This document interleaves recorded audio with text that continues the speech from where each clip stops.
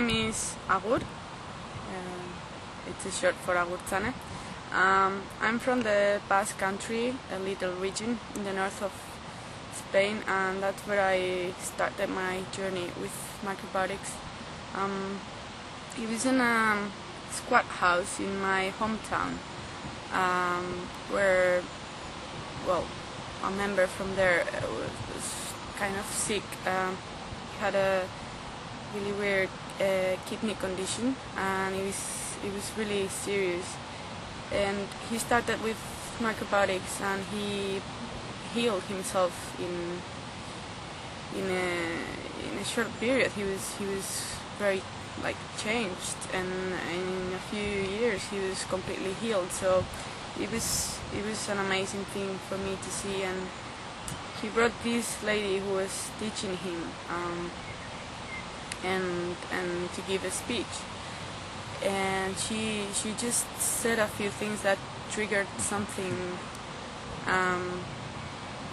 She was talking about how humans are the only animals that continue giving milk to babies after breastfeeding, and a lot of I started thinking about it, and it just really makes sense. I couldn't really enjoy the food at the beginning, being such a heavy meat eater as we are back home, and I would struggle a bit with the diet, but I really liked the whole idea behind it, and that's how I started.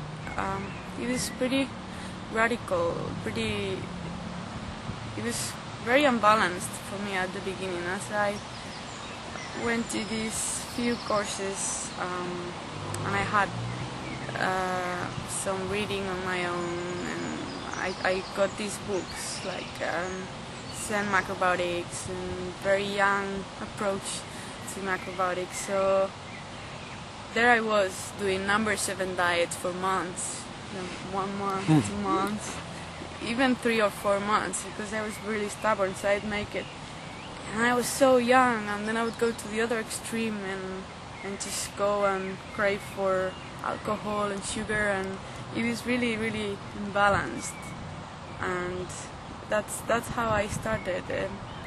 I didn't have the proper tools or the knowledge to do it properly, but still there was something that really kept me trying, and then after a long while doing really extreme things, I thought of investing time and energy and everything to proper studies, and that's when I went to the Cushy Institute in Amsterdam, and I've learned a lot there, how to balance meals and lifestyle in general.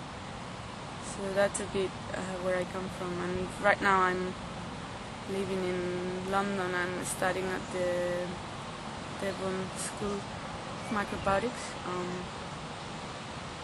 and that's it so far. So what are you doing to kind of promote Macrobiotics? What are your vision? Right now I've been working in organic food store since I came to London for the last 3-4 years, and I just didn't feel right. It's nice to sell organic food and all that, but I think there's a lot more behind it. Not the food, it's not to be organic is not the main thing. I think there's a lot more about balancing and a lot more about. So it's just I'm trying to just set up my own little something. Just doing private cooking so far, and just going to mainly people's houses and do some coaching, cooking together with people, or just preparing meals for them. So I hear you make very good tempeh and natto. Yeah, and that's the other thing. I also do workshops on how to make natto and tempeh. which are quite difficult to get in London. I mean, good quality, fresh made. So what is natto for people who don't know what natto is? Well, natto is a thing that I think you love or you hate. It's nothing in between. It's fermented soybeans, and it's pretty slimy, and the texture is not really, and the smell it's not so great, but it's so great. It's such a healthy and powerful thing to eat. It's really cleansing, like stubborn things like stagnation from cheese and animal food and things that are deep inside, especially like in the sexual organs and things that are really difficult to get through different ways. So. And how can you what can you do with it? How can you make it tasty? Well, the traditional way to eat it, well, the most popular at least would be with a bit of mustard, shoyu, that's the most popular, and some spring onions. But people find it difficult to swallow, so You can have it on toast. the only way I could get it through my parents' mouth was just rolling it in a nori sheet and then butter it and make a tempura out of it. Yeah, that was the only way.